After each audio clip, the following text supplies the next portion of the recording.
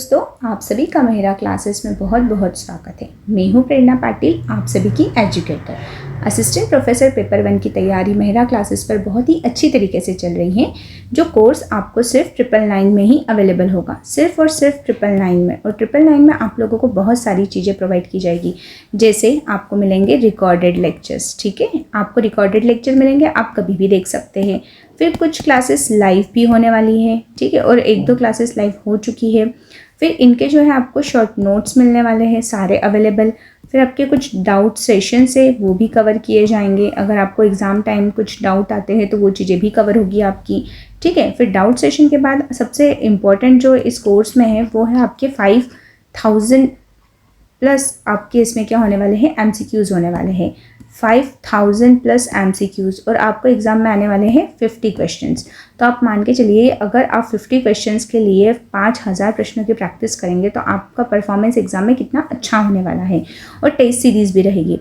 तो test series में हम तीनों लोग जो पेपर 1 कवर कर रहे हैं, मैं मतलब प्रेरणा पाटिल, और फिर दूसरी है शताब्दी मैम, और शताब्दी मैम के बाद एक और मैम है हमारे पास खुशी मैम। तो हम तीनों मिलकर आपको पेपर 1 की तैयारी करवाने वाले हैं। ये 5 यूनिट हम तीनों ने डिवाइड कर ली है। और इसमें मैं आपको बता दूं कि हमारा कोर्स लगभग पूरा हो चुका है। जो रिकॉर्डेड क्लासेस का कोर्स है ना, वो पूरा हो चुका है। और अभी रिवीजन के तौर पर हम सभी के होने वाले हैं MCQs की सीरीज़। तो उसी MCQs की सीरीज़ में हम लोगों का शुरू हो चुका है अभी MP ज्योग्राफी के जो इम्पोर्टेंट MCQs है वो। और ये वाले MCQs में मैंने आपको 2 टॉपिक कवर कराए हैं। एक है मध्य प्रदेश की भूगर्भिक संरचना, भौतिक संरचना वाला जो पार्ट है जिसमें पर्वत, पठार, ये सारी चीज़ें आ जाएगी। और दूसरा है छोटा सा मध्य प्रदेश की जलवायु और ऋतुएं। तो ये दोनों ही टॉपिक के लगभग 100 क्वेश्चन मैं आज आपको कवर अप करवाने वाली हूँ। तो ये दोनों टॉपिक आपके बहुत अच्छे से रिवाइज हो जाएंगे। तो स्टे ट्यून विथ मी, है ना। तो देखते जाइए कि आज हम लोगों को कितने क्वेश्चन आ रहे हैं। और मैंने क्वेश्चंस को अंडरलाइन या हाईलाइट नहीं किया है, मैंने ये आपके लिए छोड़ के रखा है। आप कॉपी पेन लेकर भी बैठ सकते हैं ताकि आपको पता चले कि कितने जो क्वेश्चन है आपके सही हो रहे हैं और आपके एग्जाम की प्रेप कैसी चल रही है, ठीक है। तो बढ़ते हैं आगे। पहला क्वेश्चन है, भूवैज्ञानिक दृष्टि से मध्य प्रदेश भाग है, ठीक है। तो भूवैज्ञानिक दृष्टि से मध्य प्रदेश भाग है, ये जो है प्री 2010 में पूछा गया प्रश्न है। ये PYQ है, ठीक है। तो इसका उत्तर है गोंडवाना लैंड का, ठीक है, गोंडवाना लैंड का। पहले जो पूरी पृथ्वी थी ना, वो सिर्फ 2 पार्ट्स में डिवाइड थी, एक अंगारा लैंड और एक गोंडवाना लैंड। तो उसमें जो मध्य प्रदेश और भारत जो है ना, वो गोंडवाना लैंड का भाग है। तो उसी प्रकार अगर भारत गोंडवाना लैंड का भाग है तो मध्य प्रदेश भी गोंडवाना लैंड का ही भाग होगा। तो ये आपको ध्यान में रखना है। इतना डिटेल आपको नहीं जाना है कि उस टाइम कौन से अंगारा लैंड क्या था, गोंडवाना लैंड क्या था। वो जब मैंने चैप्टर पढ़ाया था तो ये सब चीज़ों को मैंने बहुत अच्छे से डिस्क्राइब किया है। तो भी MCQs में हम देखेंगे कि मध्य प्रदेश जो है वो गोंडवाना लैंड का भाग था, ठीक है। मध्य प्रदेश का कौन सा भाग गोंडवाना कहलाता है? तो कौन सा भाग गोंडवाना कहलाता है? उसका उत्तर है दक्षिण पूर्व क्षेत्र। ये भी प्री 2010 में पूछा गया प्रश्न है, ठीक है। तो ये दोनों ही क्वेश्चन हमारे लिए PYQ है और महत्वपूर्ण है। दक्षिण पूर्व क्षेत्र, और दक्षिण पूर्व क्षेत्र जो मध्य प्रदेश का है ना, ये कोयला उत्पादन के लिए अत्यधिक प्रसिद्ध है, ठीक है। अगला प्रश्न हम देखते हैं, चंबल घाटी के निर्माण के लिए निम्न में से कौन सा अपर्दन उत्तरदायी है? तो चंबल नदी जो है वो निरंतर अपर्दन के लिए जानी जाती है और वहाँ पर बहुत सारी अवनालिका अपर्दन हो चुका है। तो ये है गली अपर्दन, ठीक है। तो किसका परिणाम है? ये गली अपर्दन का परिणाम है। ये भी प्री 2009 में पूछा गया प्रश्न है। तो आप सभी ध्यान देंगे कि सब हम PYQs कर रहे हैं। अमरकंटक स्थित है, बहुत ही सिंपल सा प्रश्न है। ये तो मध्य प्रदेश में स्थित है, लेकिन फिर भी PSC में आया हुआ प्रश्न है तो हमें कवर अप तो करना ही पड़ेगा। 2009 का प्रश्न है ये, ठीक है। निम्नलिखित में से मध्य प्रदेश के किस भाग में सबसे अधिक ऊंची चोटियां पाई जाती हैं? तो स्वाभाविक सा प्रश्न है। देखो, आप इसे लॉजिक से सॉल्व कर सकते हैं कि मध्य प्रदेश की जो सबसे ऊंची चोटी है धूपगढ़, वो कहाँ मिलती है हमें? धूपगढ़ जो है वो हमें मिलती है सतपुड़ा के महादेव में, ठीक है। सतपुड़ा श्रेणी के महादेव श्रृंखला पर, महादेव श्रेणी पर। तो सबसे ज़्यादा जो ऊंची चोटी है वो कहाँ है? सतपुड़ा पर है। अरावली और विंध्य श्रृंखलाओं के मध्य कौन सा पठार स्थित है? ये प्रश्न को भी अगर मैंने आप लोगों को बोला था ना कि मैप बना बनाकर बार बार प्रैक्टिस कीजिए तो आपको कोई भी ज्योग्राफी में प्रश्न कठिन नहीं लगेगा, तो सेम ऐसे ही है। देखिए, जैसे मैंने ये MP का मैप बनाया, अभी आपको MP के मैप की प्रैक्टिस बहुत अच्छे से होनी चाहिए ताकि आप कभी भी MP का मैप बनाकर आप उसकी प्रैक्टिस कर सको। तो देखिए, यहाँ पर आती है अरावली रेंजेस, ठीक है, और यहाँ आता है आपका विंध्यन श्रृंखला। तो इन दोनों के बीच में कौन सा पठार है भैया? सीधा सा मालवा का पठार स्थित है। खत्म बात। तो उत्तर क्या होगा हमारा? मालवा का पठार, ठीक है, इसी प्रकार हम बढ़ते हैं आगे। मध्य प्रदेश में से निम्न में से कौन सा मध्य प्रदेश का क्षेत्र नहीं है? तो कौन सा नहीं है? बुंदेलखंड तो है, बघेलखंड भी है, मालवा भी है, ये नहीं है। तो उत्तर क्या होगा आपका? उत्तराखंड।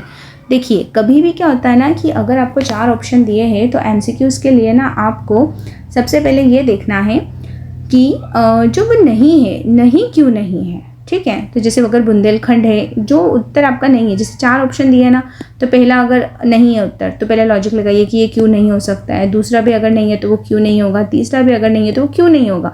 अगर आपको ये पता है कि ये तीनों नहीं है तो आप चौथे पर आराम से पहुँच सकते हो और वो आपका कन्फर्म आंसर होगा, ठीक है। तो कन्फर्म आंसर तक पहुँचने का ये एक और तरीका है। नर्मदा घाटी किन पर्वत श्रृंखलाओं के बीच में स्थित है? तो नर्मदा घाटी ये ऊपर विंध्याचल पर्वत है, नीचे सतपुड़ा पर्वत है और इसके बीच में रिफ्ट वैली में नर्मदा जो है आपकी बहती है। ज्योग्राफी में नदियों वाला चैप्टर और पर्वत वाला चैप्टर मैंने बहुत डिटेल में और बहुत अच्छे से किया है। जब आप ये चैप्टर देखेंगे और फिर एमसीक्यूज लगाएंगे तो आपको कुछ भी कठिन नहीं लगेगा। तो इसका उत्तर है सतपुड़ा विंध्याचल पर्वत श्रृंखला। क्या उत्तर है इसका? सतपुड़ा विंध्याचल पर्वत श्रृंखला। ठीक है, आगे बढ़ते हैं। नर्मदा घाटी उदाहरण है, अभी मैंने बोला भ्रंश घाटी का, भ्रंश घाटी और रिफ्ट वैली दोनों के नाम आप याद रखिए। कभी हिंदी में कुछ अलग सा नाम दे रहे थे तो आपको इंग्लिश का पता होना चाहिए। भ्रंश घाटी, रिफ्ट वैली। अब भ्रंश घाटी किसे कहते हैं? 2 पर्वत है और इसके बीच में से जब कोई नदी बहती है तो उसे रिफ्ट वैली कहा जाता है। रिफ्ट वैली से ये नदी बहती है, ठीक है, तो इसलिए इसे भ्रंश घाटी कहते हैं। तो भ्रंश घाटी आपको ध्यान में रखना है। शहडोल जिला किस पठार के अंतर्गत आता है?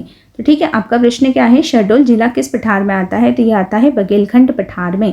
तो इसके लिए आपको मैप की प्रैक्टिस होनी चाहिए और मैप में आपको पता होना चाहिए कि कौन सा जो भौगोलिक क्षेत्र है वो कहाँ पर आता है, ठीक है। जैसे मैं आप लोगों को मोटा मोटा बता देती हूँ, जैसे मध्य भारत का पठार है, ये बुंदेलखंड का पठार है, फिर इधर आपका बघेलखंड का पठार है, ये रीवा पन्ना का पठार है, ये मालवा का पठार है, फिर ये नर्मदा सोन घाटी है और नीचे ये सतपुड़ा वाला क्षेत्र है। तो इस प्रकार आपको सारे क्षेत्र जो है ना वो बहुत अच्छे से पता होना चाहिए कि कहाँ पर कौन सा क्षेत्र आता है, ठीक है। तो हम बढ़ते हैं आगे। मध्य प्रदेश के निम्न में से किस क्षेत्र में सतपुड़ा श्रृंखला मौजूद नहीं है?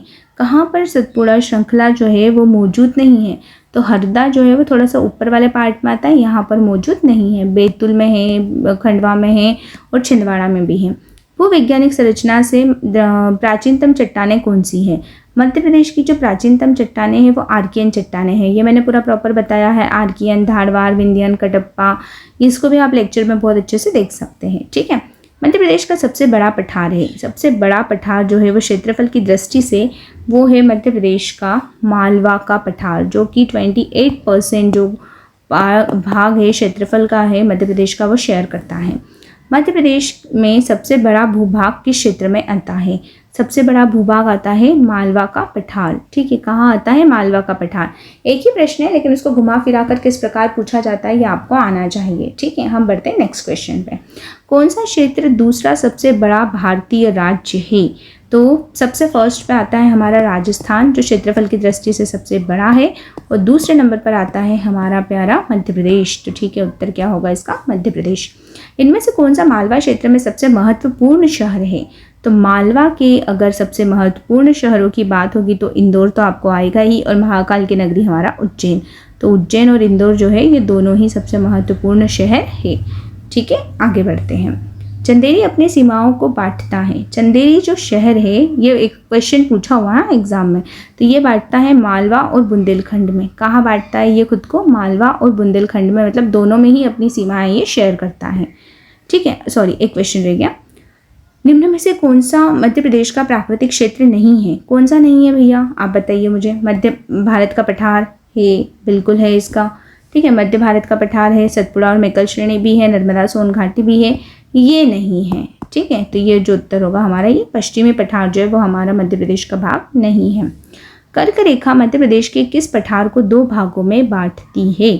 तो कर्क रेखा जो है वो मध्य प्रदेश के मालवा के पठार से बीचों बीच से होकर जाती है और ये मालवा के पठार को 2 भागों में विभाजित करती है। तो ये आपको ध्यान में रखना है, ठीक है। फिर अगला प्रश्न है आपका कि मध्य प्रदेश की सबसे ऊंची चोटी धूपगढ़ स्थित है। मैंने आपको अभी बताया स्टार्टिंग में, और ये क्वेश्चन पीएससी का बहुत बहुत फेवरेट है और ये बार बार कई परीक्षाओं में पूछा जा चुका है। पीएससी हो गई, कांस्टेबल की, एसआई की परीक्षा या जो भी परीक्षाएं हुई है ना, बड़ी बड़ी पटवारी की भर्ती परीक्षा, सब में ये क्वेश्चन पूछा गया है कि मध्य प्रदेश की सबसे ऊंची चोटी जो है वो कौन सी, जो धूपगढ़ है वो कहाँ है। तो धूपगढ़ जो है वो महादेव श्रेणी में स्थित है।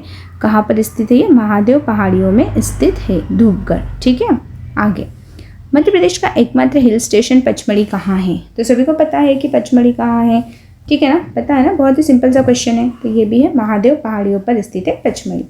चंबल घाटी मध्य प्रदेश के किस भौतिक विभाग में स्थित है? तो चंबल घाटी जो है वो कहाँ पर स्थित है? मध्य भारत पठार में स्थित है चंबल घाटी। अब देखिए ना, जिसे मैप में आप देखेंगे, मैं बार बार मैप इसलिए बना रही हूँ ताकि आपको चीज़ें याद हो जाए। चंबल घाटी यहाँ पर है और ये मध्य भारत का पठार है। आपको पठार जो भूवैज्ञानिक दृष्टि से है मध्य प्रदेश का विभाजन है ना, ये आपको बहुत अच्छे से याद होना चाहिए ताकि आप एग्जाम में कोई गलती ना करें। निम्न में से किस राज्य में गोंडवाना पर्वत स्थित है? तो गोंडवाना पर्वत जो है वो किस राज्य में स्थित है ये आपको देखना है। तो गोंडवाना पर्वत मध्य प्रदेश में स्थित है, बस सिंपल है। कौन सा पश्चिमी पठार मध्य प्रदेश के लगभग पूरे हिस्से को ढकता है? तो कौन सा जो पठार है, पश्चिमी पठार है, वो मध्य प्रदेश के लगभग पूरे हिस्से को ढकता है? तो मध्य प्रदेश के पश्चिम में मालवा आता है और मालवा का पठार जो है वो मध्य प्रदेश का 28% पार्ट जो है वो ढकता है। ये हमें बहुत अच्छे से याद रखना है। ठीक है, हम बढ़ते हैं नेक्स्ट क्वेश्चन पे।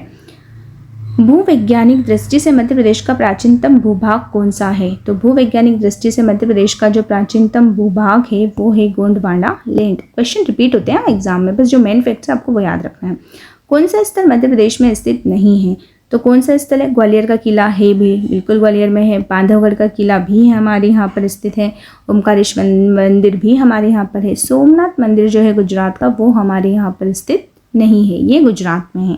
तो ठीक है, आप लॉजिकल अगर क्वेश्चंस को करेंगे तो कुछ भी क्वेश्चन गलत नहीं होंगे। संगमरमर की चट्टानों के लिए कौन सा शहर प्रसिद्ध है? संगमरमर की चट्टानें जो है हमारे मध्य जबलपुर में पाई जाती है। संगमरमर की चट्टानें जो नर्मदा नदी के तट पर स्थित है जबलपुर। ठीक है, भोपाल जो है झीलों का नगर कहा जाता है भैया, इसे बहुत सारी झीलें, लेक ऑफ सिटी कहते हैं। तो ये 5 पहाड़ियों पर स्थित है। ठीक है, कितनी पहाड़ियों पर स्थित है भोपाल? 5 पहाड़ियों पर स्थित है। अभी ये जो क्वेश्चन है ये प्री 2010 में पूछा गया था। अगर अभी डिटेल क्वेश्चन पूछेंगे तो आपको इन 5 पहाड़ियों के नाम पूछ लिए जाएंगे। तो ये आप सभी की ड्यूटी है कि मुझे कमेंट सेक्शन में बताएंगे कि भोपाल जो 5 पहाड़ियों पर स्थित है वो कौन सी 5 पहाड़ियाँ हैं। नंबर डालकर आप मुझे बताइए कि वो कौन सी 5 पहाड़ियाँ हैं। ठीक है, देखो तो आप कितना पढ़ रहे हैं। निम्न में से कौन सा मालवा पठार के ऐतिहासिक स्थान का नाम है? मालवा पठार के ऐतिहासिक स्थान का नाम है। तो देखिए, मालवा के पठार में इंदौर का अन्नपूर्णा मंदिर भी है, बिल्कुल है। इंदौर जो वो मालवा में आता है। मांडू शहर भी है और महाकाल मंदिर भी है। तो आपका उत्तर क्या होगा? उपर्युक्त सभी। निम्नलिखित में से कौन से जिले मालवा के पठार में नहीं आते हैं? तो मालवा वाले रीजन में कौन से नहीं आते हैं वो आपको देखना है। तो निम्न में से जो मालवा में नहीं आते हैं वो है बैतूल और नरसिंहपुर। कौन कौन से हैं? बैतूल और नरसिंहपुर जो है वो मालवा में नहीं आते हैं। ये भी एक भर्ती परीक्षा में पूछा हुआ प्रश्न है, मध्य प्रदेश की ही। ठीक है, अगला प्रश्न है, विंध्यन कगार कहा जाता है। किस क्षेत्र को विंध्यन कगार कहा जाता है? बहुत ही इंपॉर्टेंट है और इसका उत्तर है रीवा पन्ना का जो पठार है उसे विंध्यन कगार के रूप में जाना जाता है। कौन सा है इसका उत्तर? रीवा पन्ना का पठार। नर्मदा सोन घाटी कहाँ स्थित है? तो आपके पास 4 ऑप्शन है। एक है मध्य भारत और मालवा के मध्य, रीवा पन्ना और बुंदेलखंड के मध्य, मालवा और बुंदेलखंड के मध्य, मालवा और सतपुड़ा के मध्य। तो नर्मदा सोन घाटी जो है वो मालवा और सतपुड़ा के मध्य स्थित है। कहाँ स्थित है? मालवा और सतपुड़ा के मध्य स्थित है। मध्य प्रदेश का कौन सा शहर जो है वो इंडो गैंगटिक मैदान में आता है? इंडो गैंगटिक मैदान मतलब जो गंगा नदी वाला जो मैदान है ना उसमें आता है। ये मध्य प्रदेश का कौन सा शहर? तो देखिए, भोपाल, इंदौर, जबलपुर ये तो मध्य प्रदेश के अंदर में है। जो उत्तरी भाग में होगा मध्य प्रदेश का वो वाला आपको शहर लिखना है और इसका उत्तर है ग्वालियर। क्या उत्तर है इसका? ग्वालियर उत्तर है। कौन सा मध्य भारत के पठारों में सबसे गर्म रहा है? मतलब जो ऐसा कौन सा मंथ है जो मध्य भारत के पठार में सबसे ज़्यादा गर्म रहता है? तो वो है आपका उत्तर मई। मई का जो मंथ होता है वो बहुत ज़्यादा गर्मी करता है और सबसे ज़्यादा जो दैनिक तापांतर होता है वो किस में होता है? मार्च में होता है। दैनिक तापांतर का मतलब क्या होता है? कि सुबह ठंड लगती है और मतलब सुबह और रात में ठंड लगती है और दिन में बहुत ज़्यादा गर्मी होती है। तो दिन और रात के जो तापमान में बहुत ज़्यादा अंतर होता है उसे हम बोलते हैं दैनिक तापांतर। क्या कहा जाता है उसे? दैनिक तापांतर कहा जाता है। ठीक है, आगे बढ़ते हैं। मध्य भारत के पठारों की नदियाँ आमतौर पर किस दिशा में बहती हैं? तो आपके पास ऑप्शन है, पूर्व में बहती है, पश्चिम और उत्तर पश्चिम में बहती है, उत्तर और उत्तर पश्चिम में बहती है, और फिर फोर्थ है पश्चिम भाग में बहती है। तो ठीक है, उत्तर क्या है आपका?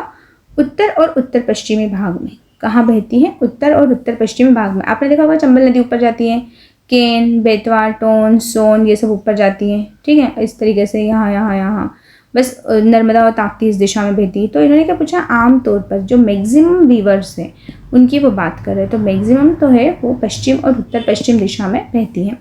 जानापाव चोटी किस क्षेत्र का प्रसिद्ध भाग है? तो जानापाव की पहाड़ी जो है ये महू में है। महू कहाँ है? इंदौर के पास है। और इंदौर किस में आता है? मालवा के पठार के अंतर्गत आता है इंदौर। तो इस प्रकार आप आपके उत्तर तक लॉजिक लगा लगा कर पहुँच सकते हैं। ठीक है, तो इसी प्रकार आपको जो है MCQs की प्रैक्टिस कराई जाएगी। तो जो भी असिस्टेंट प्रोफेसर की प्रिपरेशन को बहुत अच्छे से बूस्ट करना बहुत ही अच्छे से बूस्ट करना चाहते हैं तो आप मेहरा क्लासेस के एप्लीकेशन पर जाकर मात्र 999 में ये कोर्स को आप खरीद सकते हैं, जिसमें आपको सच में बहुत फ़ायदे होने वाले हैं। एक एक MCQs, एक एक फैक्ट को बहुत अच्छे से रिवाइज़ किया जाएगा और आपकी एग्ज़ाम की प्रिपरेशन बहुत अच्छे तरीके से हो जाएगी। तो ठीक है, हम बढ़ते हैं आगे। मालवा का पठार सबसे गर्म महीना कौन सा होता है? मालवा के पठार में सबसे जो गर्म महीना होता है वो कौन सा होता है? तो मालवा के पठार में भी मई का जो महीना होता है वो सबसे ज़्यादा गर्म होता है। और मालवा के पठार की जलवायु को किसने अच्छा कहा था? यह कौन सा चीनी यात्री था जिसने सम जलवायु कहा है? तो उसका उत्तर है फाहियान। क्या बोला था इसने? सम जलवायु। मतलब यहाँ पे ना ज़्यादा गर्मी होती है ना ज़्यादा ठंड होती है। मतलब जीवन जीने के लिए सबसे बेस्ट जगह अगर कहीं है पूरे भारत में वो तो है मालवा का पठार। ये ऐसा किसने बोला है? चीनी यात्री फाहियान ने बोला है। किसने बोला है ये? चीनी यात्री फाहियान ने, जो कि चंद्रगुप्त द्वितीय के समय में भारत आया था। ठीक है, मध्य प्रदेश को प्रमुख रूप से कितने प्राकृतिक विभागों में बांटा गया है? मध्य प्रदेश को कितने प्राकृतिक विभागों में बांटा गया है? तो इसका उत्तर है 3। मेन रूप से 3 भागों में बांटा गया है और फिर उसको हमने अलग अलग पार्ट्स में डिवाइड किया। जैसे मध्य भारत का पठार, ठीक है, क्या है? मध्य उच्च प्रदेश। क्या है? मध्य उच्च प्रदेश। फिर इसी को हमने अलग अलग पार्ट्स में डिवाइड किया है। मध्य भारत का पठार, मालवा का पठार, ठीक है, और फिर बुंदेलखंड का पठार, फिर नर्मदा सोन घाटी, अलग अलग पार्ट्स है इसके। आपको मेनली 3 पार्ट्स के नाम बहुत अच्छे से याद रखना है। बुंदेलखंड पठार की सबसे ऊंची चोटी कौन सी है? आपका प्रश्न क्या है कि बुंदेलखंड पठार की सबसे ऊंची चोटी कौन सी है? तो ये है सिद्ध बाबा की चोटी। क्या है? सिद्ध बाबा की चोटी। आपको सारी चोटियाँ बहुत अच्छे से याद करना है और मैंने लेक्चर में सब चोटियों की एक जगह लिस्ट भी बना के दी है कि कहाँ पर कौन सी चोटी मिलती है, किसकी हाइट सबसे ज़्यादा है, किसकी सबसे कम है, या मध्य प्रदेश में सबसे बड़ी कौन सी है, बुंदेलखंड की कौन सी है, रीवा पन्ना की कौन सी है, मालवा की कौन सी है। ठीक है, मध्य प्रदेश का पश्चिमी मध्य क्षेत्र को क्या कहते हैं? पश्चिमी जो मध्य क्षेत्र है इसे मालवा का पठार कहते हैं। मध्य प्रदेश का पश्चिमी क्षेत्र जो है, जो मध्य भाग में आता है, उसे मालवा का पठार कहा जाता है। मध्य प्रदेश की प्राकृतिक सीमा के संदर्भ में कौन सा युग्म जो है वो सत्य है? तो प्राकृतिक सीमा के बारे में जो कौन सा पॉइंट है वो सही है मध्य प्रदेश का, तो वो है चंबल जो है उत्तरी में है, बिल्कुल सही है। मेकल पर्वत पूर्वी क्षेत्र में है और ताप्ती नदी जो है वो दक्षिण में बहती है। तो उपरोक्त सभी जो है वो इसके सही बिंदु है। मध्य प्रदेश पहले कैसे जाना जाता था? इसे क्या कहा जाता था? मध्य प्रदेश को सबसे पहले इसे कहा जाता था मध्य प्रांत और बरार। ठीक है, क्या कहते थे? मध्य प्रांत और बरार का क्षेत्र। तो ये पॉइंट आपको याद में रखना है। ये 1956 के बाद इसे मध्य प्रदेश कहा जाने लगा। ठीक है, जब भारत आज़ाद हुआ था 1947 में, तो मध्य प्रदेश को क्या कहते थे? मध्य प्रांत और बरार के नाम से जाना जाता था। ठीक है, नर्मदा के पूर्वी छोर और सतपुड़ा के पूर्वी छोर पर मिलती है। क्या मिलती है भैया? नर्मदा का पूर्वी छोर और सतपुड़ा का पूर्वी छोर, यहाँ पर हमें क्या देखने को मिलता है? बहुत इंटरेस्टिंग क्वेश्चन है। तो उत्तर होगा इसका अमरकंटक। क्या होगा इसका उत्तर? अमरकंटक। कैमूर, मेकल और महादेव क्या है? सिंपल है, पहाड़ है ना। क्या है ये? कैमूर का पहाड़, मेकल का पहाड़, महादेव का पहाड़, तो ये सब क्या है? पहाड़ है हमारे मध्य प्रदेश के, बहुत ही फेमस पहाड़ है सब कुछ। और फिर आगे है मेकल पहाड़ियाँ विभिन्न नदियों का स्रोत है और इसलिए इसे कहा जाता है मेकल जो है वहाँ से अलग अलग नदियाँ जो है वो बहती है, इसलिए इसे वाटर शेड कहते हैं। क्या बोलते हैं इसे? Water shade. ये जो ANM की जो एग्ज़ाम होती है ना, उसमें पूछा गया प्रश्न है ये, तो ये भी इम्पोर्टेंट हो जाता है। हमारे लिए MP में जो भी प्रश्न कहीं से भी पूछे जाते हैं वो महत्वपूर्ण है। हम क्या सॉल्व कर रहे हैं? स्पेशली PYQs लगा रहे हैं हम। अभी तक ये इस टॉपिक से कैसे कैसे प्रश्न आ चुके हैं हम उसको सॉल्व कर रहे हैं, ताकि हमें उस टॉपिक की गहराई को समझा जा सके कि वो टॉपिक कितना बड़ा है। ठीक है। निम्नलिखित में से कौन सा क्षेत्र मध्य प्रदेश में नहीं है? तो कौन सा क्षेत्र जो वो मध्य प्रदेश में नहीं है? छोटा नागपुर का पठार बिल्कुल नहीं है मध्य प्रदेश में। मालवा है, बघेलखंड है और महाकौशल है। ये थोड़े थोड़े पार्ट्स में, महाकौशल ज़्यादा नहीं है पर थोड़ा सा है। छोटा नागपुर का पठार का दूर दूर से मध्य प्रदेश से कोई संबंध नहीं है। ठीक है, तो ये हमें देखना है। आगे, मध्य प्रदेश में सिर्फ एक पहाड़ी स्थल है, उसका नाम बताइए। सिर्फ एक ही हिल स्टेशन है मध्य प्रदेश में। अब गैंगटॉक तो यहाँ पर नहीं है, ये तो सिक्किम की राजधानी है। दार्जिलिंग पश्चिम बंगाल में है। गुलमर्ग भी हमारे यहाँ पर नहीं है। तो जाहिर सी बात है उत्तर क्या होगा? पचमढ़ी होगा। तो और जो उत्तर है वो तो ठीक है, जो नहीं है वो क्यों नहीं है उसके भी लॉजिक आपके दिमाग में थोड़े बहुत तो आने ही चाहिए। ठीक है, थोड़े बहुत लॉजिक आएंगे तो आपके उत्तर के करीब आप पहुँच सकते हैं। मध्य प्रदेश के उत्तर में उपजाऊ घाटी और रोलिंग पहाड़ियों को क्या कहते हैं? उत्तर में जो उपजाऊ घाटी है और जो रोलिंग पहाड़ियाँ हैं मध्य प्रदेश की, उसे हम क्या कहते हैं? तो उसे कहते हैं हम बुंदेलखंड। क्या कहते हैं उसे? बुंदेलखंड कहते हैं। ठीक है। शहडोल जिले में बांधवगढ़ पहाड़ियों की पर्वतमाला स्थित है। बांधवगढ़ पहाड़ियों पर कौन सी पर्वतमाला स्थित है? तो वो है विंध्य पर्वतमाला। कौन सी है? विंध्य। सह्याद्री तो मध्य प्रदेश में नहीं है, महाराष्ट्र में है। नीलगिरी कर्नाटक तमिलनाडु में है और सतपुड़ा तो नीचे है, बांधवगढ़ के पास में नहीं है। थोड़ा सा लॉजिक लगाएंगे तो उत्तर अपने आप आपके सही हो जाएंगे। मध्य प्रदेश की ज्योग्राफी हो या MP की हो या वर्ल्ड की हो या भारत की हो, किसी की भी हो, हर किसी की ज्योग्राफी में अगर आपको मैपिंग आपके माइंड में है तो आप प्रश्न के उत्तर तक आराम से पहुँच जाएंगे और आपके कॉन्सेप्ट क्लियर होने चाहिए। ठीक है। विंध्य श्रेणी में सबसे ऊंची चोटी कौन सी है? तो विंध्य श्रेणी में सबसे ऊंची चोटी जो है वो गुडविल चोटी है, जिसे सद्भावना शिखर भी कहा जाता है, कलुमार भी कहा जाता है। इसके अलग अलग नाम हैं, गुडविल या सद्भावना शिखर भी कहते हैं इसे। तो कोई भी आए आपको प्रश्न के अकॉर्डिंग उत्तर देना है, कंफ्यूज नहीं होना है। ठीक है। मध्य प्रदेश के किस शहर को मिनी मुंबई के नाम से जाना जाता है? भैया बहुत सिंपल है, मिनी मुंबई। अब बेंगलुरु तो मध्य प्रदेश में है नहीं, चंडीगढ़ मध्य प्रदेश में नहीं है, मोहाली भी नहीं है, तो उत्तर तो क्या है आपका? इंदौर है। और ये एग्जाम में पूछा जा चुका है। ये कभी कभी इतने ईजी प्रश्न भी पूछे जाते हैं, तो ये ऐसे प्रश्न हैं जो आपकी गलती से भी गलत नहीं होना चाहिए। ठीक है। वह जिला जो परित्यक्त शहर के नाम से जाना जाता है, ये बहुत ही पुराना शहर है मध्य प्रदेश का, मांडू, जिसे जॉय ऑफ सिटी भी कहा जाता है। ठीक है। शादियाबाद भी कहा जाता है, बहादुर शाह का है, रानी रूपमती के प्रेम के लिए प्रसिद्ध है मांडू, और ये बहुत ही अच्छा पर्यटन स्थल भी है मध्य प्रदेश का। ठीक है। इसे क्या कहते हैं? परित्यक्त शहर भी कहा जाता है। मध्य प्रदेश का दूसरा उच्चतम स्थान है। सबसे पहला तो हमारा धूपगढ़ है। ठीक है। तो मध्य प्रदेश का जब दूसरा उच्चतम स्थान पूछा जाता है तो वो है चौरागढ़। क्या है उत्तर? चौरागढ़, जो कि पचमढ़ी में स्थित है। ग्रीष्मकालीन राजधानी कौन सी है? तो ग्रीष्मकाल में हम कहाँ जाएंगे? जाहिर सी बात है ऐसे स्थान पर जाएंगे जो थोड़ा ठंडा होगा। तो ये जो ठंडा है हमारा, एक ही हिल स्टेशन है हमारे पास और वो है पचमढ़ी। तो हम कहाँ जाते हैं ग्रीष्म में? पचमढ़ी जाते हैं। हम कहाँ जाएंगे? पचमढ़ी में जाएंगे। ठीक है। सबसे ऊंची चोटी धूपगढ़ है। कितनी हाइट है इसकी? 1350 है। कहाँ स्थित है? महादेव श्रेणी में। और महादेव श्रेणी कहाँ है? सतपुड़ा में है। सतपुड़ा कहाँ है? मध्य प्रदेश में। ठीक है। तो इतने सीक्वेंस आपको आनी चाहिए। मार्बल रॉक निम्नलिखित शहरों में से कहाँ मिलता है? मार्बल मतलब क्या आपका? संगमरमर। तो संगमरमर के लिए प्रसिद्ध क्या है? जबलपुर। सिंपल सा प्रश्न है ना कि संगमरमर के लिए क्या प्रसिद्ध है भैया? जबलपुर प्रसिद्ध है। खत्म बात। इतना सा तो प्रश्न है हमारा। आगे बढ़ते हैं। मंदसौर शहर निम्नलिखित में से कौन से भौगोलिक क्षेत्र में आता है? तो मंदसौर जो शहर है वो हमारा कहाँ पर आता है? तो वो आता है मालवा के पठार में। अब मंदसौर शहर के बारे में 2-3 चीज़ें आपको कैसे याद रखना है। ये भैया अफीम के लिए बहुत प्रसिद्ध है। ठीक है। अफीम के लिए जाना जाता है। शिवना नदी यहाँ से बहती है। शिवना नदी के किनारे पशुपतिनाथ का मंदिर है। ठीक है, मंदसौर में। और मंदसौर के मंदसौर ज़िले में ही आगे अगर हम देखेंगे तो गांधी सागर बांध है जो कि चंबल नदी पर है। तो इसी प्रकार जैसे ही अगर कोई शहर का नाम आता है ना तो उससे रिलेटेड फैक्ट आपके दिमाग में दौड़ने चाहिए कि मंदसौर अगर है तो इससे रिलेटेड ये फैक्ट्स होंगे। मालवा का पठार निम्न में से किसके उत्तर में स्थित है? तो मालवा का पठार जो है वो किसके उत्तर में स्थित है? इसका प्रश्न होगा सतपुड़ा पर्वत श्रृंखला के उत्तर में स्थित है। मालवा का पठार कहाँ है? सतपुड़ा पर्वत श्रृंखला के मध्य स्थित है, ठीक है, उत्तर में स्थित है। उज्जैनी और महिष्मती के महत्वपूर्ण नगर थे।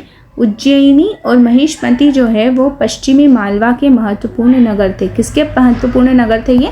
पश्चिमी मालवा के महत्वपूर्ण नगर थे। फिर मध्य प्रदेश की सबसे ऊंची चोटी, ठीक है, आगे बढ़ते हैं हम। उज्जैनी और महिष्मती के महत्वपूर्ण नगर थे। कौन से हैं? पश्चिमी मालवा के ये महत्वपूर्ण नगर थे। मध्य प्रदेश की सबसे ऊंची चोटी धूपगढ़ किस जिले में आती है? हाँ, ये भी बहुत अच्छा प्रश्न है। जो धूपगढ़ है वो किस जिले में आता है मध्य प्रदेश का? तो उसका उत्तर होगा हमारा होशंगाबाद, क्योंकि जो पचमढ़ी है वो कहाँ स्थित है? होशंगाबाद में स्थित है, ठीक है। मालवा पठार की सबसे ऊंची चोटी का नाम क्या है? मालवा पठार की जो सबसे ऊंची चोटी है उसका नाम है हमारा सिगार चोटी। क्या नाम है उसका? सिगार चोटी। बुंदेलखंड पठार में निम्नलिखित में से कौन सा स्थान मौजूद है? तो बुंदेलखंड का जो पठार है वहाँ पर होशंगाबाद क्यों आएगा, भोपाल क्यों आएगा, सांची क्यों आएगा? क्योंकि ये तो बहुत नीचे वाले पार्ट आ जाते हैं। तो आप खुद ही लॉजिक लगाइए कि यहाँ क्या आएगा? शिवपुरी। शिवपुरी क्यों प्रसिद्ध है? नल दमयंती की कथा है यहाँ पर, ठीक है। फिर शिवपुरी में आपका और क्या क्या प्रसिद्ध है? शिवपुरी में ही तत्तर टोपे को फांसी दी गई थी। इस प्रकार आप शिवपुरी से रिलेटेड 2-3 चीज़ें या फैक्ट्स आपको दिमाग में होना चाहिए कि अगर शिवपुरी आता है तो आप कौन कौन से फैक्ट्स को इजीली रिवाइज कर पाते हैं, ठीक है। आगे बढ़ते हैं।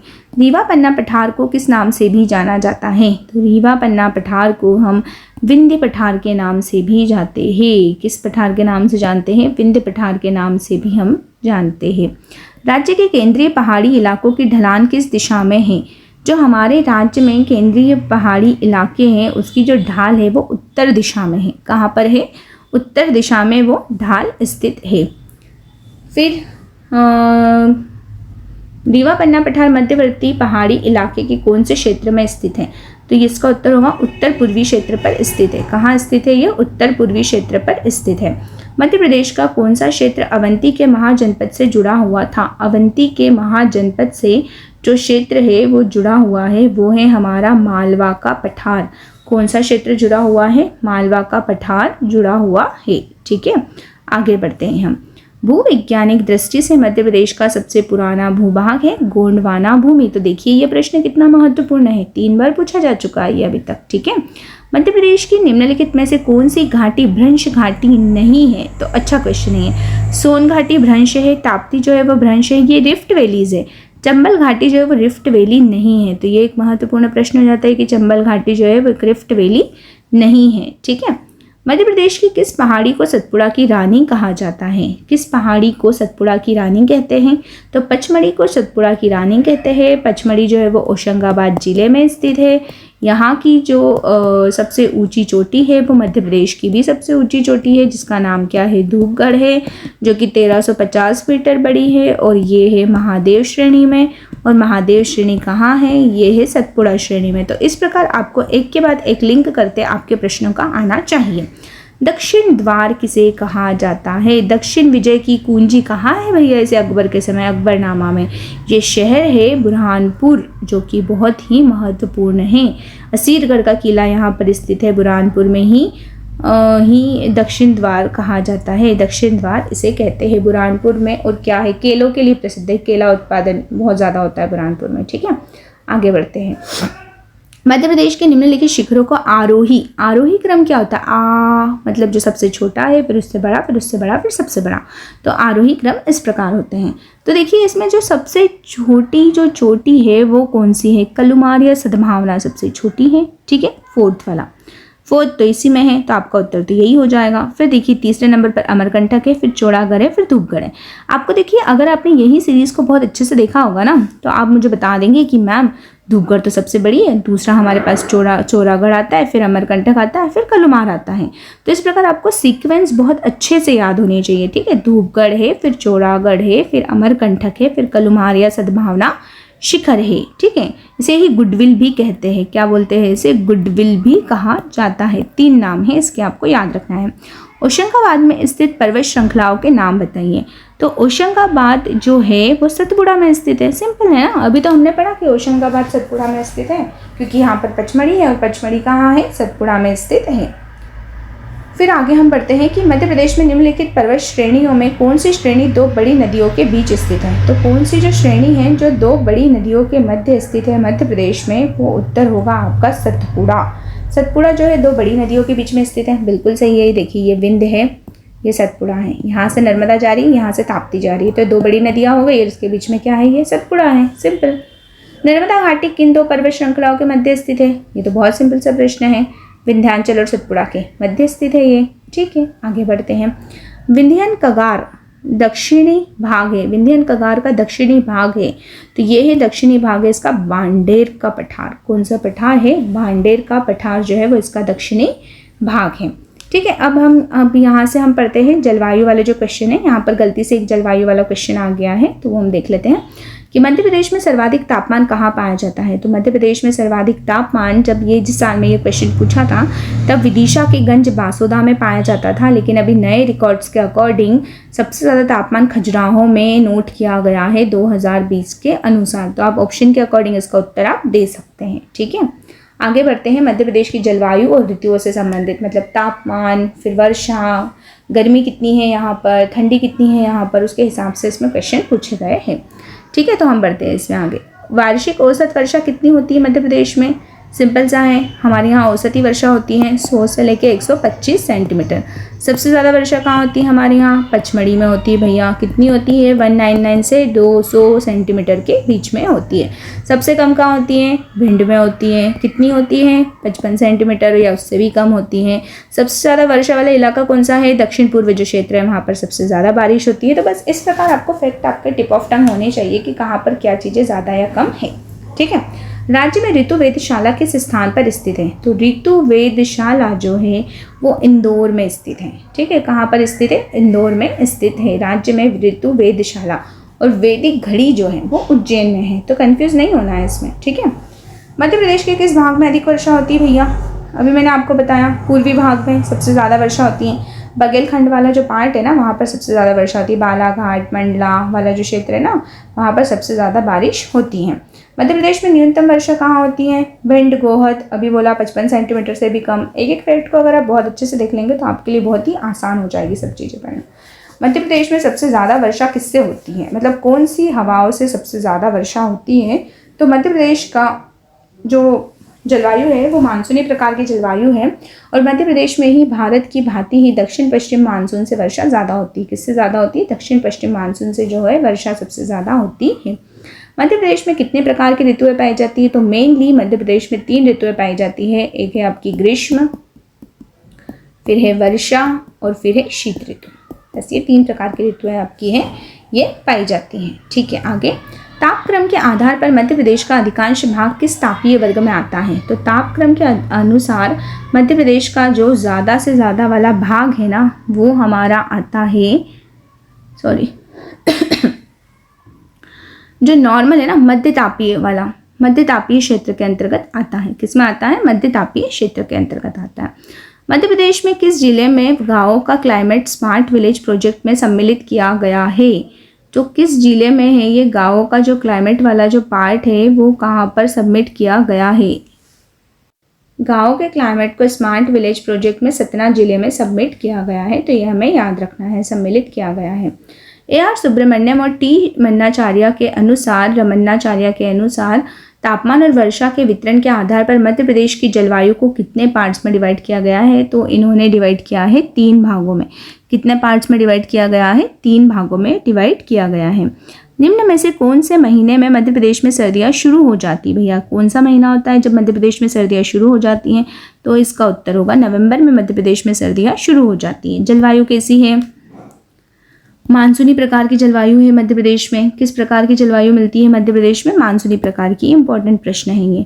सबसे ज़्यादा वर्षा किससे होती है मध्य प्रदेश में? तो मध्य प्रदेश में सबसे ज़्यादा वर्षा जो होती है वो होती है दक्षिण पश्चिम मानसून से। कहाँ से होती है? दक्षिण पश्चिम मानसून से सबसे ज़्यादा वर्षा होती है। खंबात खाड़ी वेटलैंड परिणाम है। जो उत्खात खाड़ी, खंबात नहीं, उत्खात खाड़ी या उत्खात भूमि जो है वो क्यों है? अवनालिका अपर्दन का परिणाम है। वो क्या, किसका परिणाम है? वो अवनालिका अपर्दन का परिणाम है। मध्य प्रदेश को कितने कृषि जलवायु क्षेत्रों में विभाजित किया गया है? तो ये बहुत ही डायरेक्ट क्वेश्चन है और इसका उत्तर होगा 11 जलवायु, जो कृषि जलवायु क्षेत्र है उसमें मध्य प्रदेश को विभाजित किया गया है। फिर है मध्य प्रदेश के किस भाग में वार्षिक तापांतर अधिक रहता है? बहुत ही इम्पॉर्टेंट प्रश्न है ये कि मध्य प्रदेश के किस भाग में जो है वो वार्षिक तापांतर जो है वो ज़्यादा रहता है, और इसका उत्तर होगा, उत्तर है वो है उत्तरी भाग में, क्योंकि उत्तर में सबसे ज़्यादा गर्मी भी होती है और सबसे ज़्यादा ठंड भी होती है, तो ये उत्तरी भाग में। मध्य प्रदेश में ग्रीष्म ऋतु में औसत तापमान बढ़ता है। बहुत ही इंपॉर्टेंट प्रश्न है ये, ठीक है। मध्य प्रदेश में ग्रीष्म ऋतु में जो औसत तापमान है वो दक्षिण से उत्तर की ओर बढ़ता है। औसत तापमान जो है दक्षिण में आपका कम रहेगा, फिर उत्तर में आप जैसे जैसे जाएंगे तो औसत तापमान क्या होता है? बढ़ते जाता है, ठीक है। तो ये दोनों ही इम्पोर्टेंट हैं। फिर आगे है आपका, बस हो गए हैं इतने ही क्वेश्चन से। फिर नेक्स्ट क्वेश्चन में मैं आपके साथ मिलूंगी। मध्य प्रदेश की नदियाँ वाला जो पार्ट है वो हम कवर करेंगे और बहुत ही इंपॉर्टेंट टॉपिक है वो भी। तो ठीक है, आप देखिए कि जो मध्य प्रदेश के असिस्टेंट प्रोफेसर के लिए जो पेपर 1 है वो बहुत ही ज़्यादा महत्वपूर्ण है। आपका जो है इसके अंदर 200 क्वेश्चंस में से जो 50% मार्क्स है वो इसी के मिलने वाले हैं, और एक प्रश्न कितना है? 4 नंबर का है, तो मतलब टोटल कितने होंगे आपके? 200 मार्क्स। अगर आप इसकी प्रैक्टिस बहुत अच्छे से करेंगे तो ही आपको ये बनेगा, क्योंकि सब्जेक्ट तो सभी का अच्छा होता है, ठीक है। और अगर आप नॉन पीएससी कैंडिडेट है तो आपको पेपर 1 पे बहुत ज़्यादा मेहनत करनी पड़ेगी। तो इसी मेहनत के लिए, आपकी मेहनत को कम करने के लिए हम लोगों ने बहुत मेहनत की है। तो 999 में आपको मेहरा क्लासेस के एप्लीकेशन पर पेपर 1 की पूरी प्रिपरेशन मिल जाएगी, फुल प्रिपरेशन, जिसमें आपको MCQs, फिर test series, live classes, recorded classes, short notes, doubt session, हर चीज़ पर आपका विशेष ध्यान दिया जाएगा। तो आपकी प्रिपरेशन को बहुत अच्छे से बूस्ट करने के लिए आप सभी जुड़ सकते हैं मेहरा क्लासेस में। तो आज हम लोगों ने भूगर्भिक संरचना, भौतिक संरचना, मध्य प्रदेश के पर्वत पठार के जो MCQs हैं उन्हें बहुत अच्छे से कवर कर लिया है। इसी के साथ में आपको मध्य प्रदेश की नदियाँ, फिर जो मध्य प्रदेश की कृषि है, फिर मध्य प्रदेश की सिंचाई परियोजनाएं हैं, ऊर्जा वाले जो पार्ट्स हैं मध्य प्रदेश के भूगोल के, वो सारे कंप्लीट करवा दूंगी। और हमारे जो एप्लीकेशन पर मध्य प्रदेश की ज्योग्राफी फिनिश हो चुकी है, पूरे रिकॉर्डेड लेक्चर्स अवेलेबल है उसके। मध्य प्रदेश की का इतिहास पूरा हो चुका है। ट्राइब्स वाला चैप्टर लगभग कंप्लीट हो चुका है। ICT करंट अफेयर्स का भी बस होने ही वाला है। फिर हमारे साथ इकोनॉमी का मैंने पार्ट 1 करा दिया है, उसके 2 से 3 पार्ट्स और अवेलेबल होंगे, तो ये पूरा ही कंप्लीट हो जाएगा। पॉलिटी की स्टार्टिंग हो चुकी है, जिसमें एक्ट्स जो है वो पढ़ाना स्टार्ट कर दिए गए हैं। तो अगर आप देखेंगे कि मध्य प्रदेश का असिस्टेंट प्रोफेसर का पेपर 1 आपका लगभग मार्च में पूरा कंप्लीट हो जाएगा, और अप्रैल में आपकी टेस्ट सीरीज़ और MCQs पे ध्यान दिया जाएगा, ताकि आप मई में खुद से बहुत अच्छे से उसे रिवाइज कर पाए। तो ठीक है, मिलते हैं नेक्स्ट क्लास में। तब तक आप मेहरा क्लासेस से जुड़िए, देखिए, एप्लीकेशन पर आप लेक्चर्स विजिट कीजिए और आप देखिए कि किस प्रकार आप आपकी तैयारी को बूस्ट कर सकते हैं। तो धन्यवाद, मिलते हैं अगली कक्षा में। तब तक आप ये सभी MCQs की बार बार प्रैक्टिस कीजिए। इस लेक्चर को आप डबल स्पीड से भी सुन सकते हैं, ताकि आप ज़्यादा से ज़्यादा बार MCQs को रिवाइज कर पाएँ। धन्यवाद।